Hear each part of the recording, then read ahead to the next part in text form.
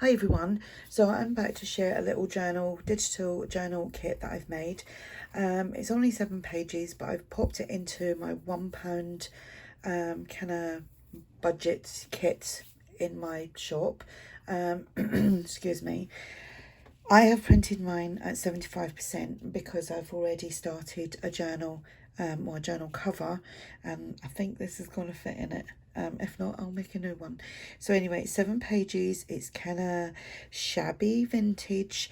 So we have that page there. And like I said, please remember it does come full size. I've just shrunk this down for the purpose of the journal that I'm going to be making. So we have that one. I will probably use some of these to make pockets as well. It's a little 2 signature. Oops, that's that way. It's a little 2 signature journal that I'm working on.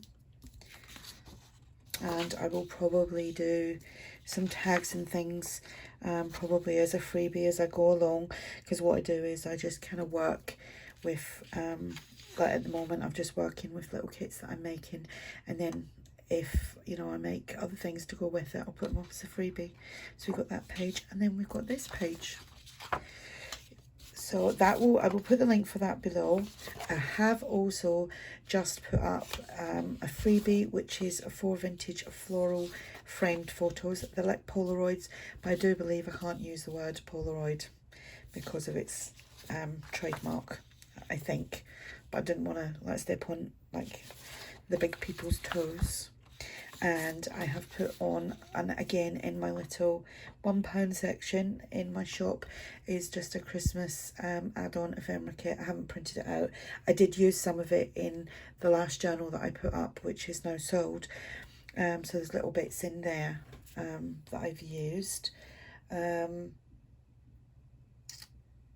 If you have any questions, just ask, and yeah, check out all the other little bits in my shop. So I'll speak to you all soon. Bye.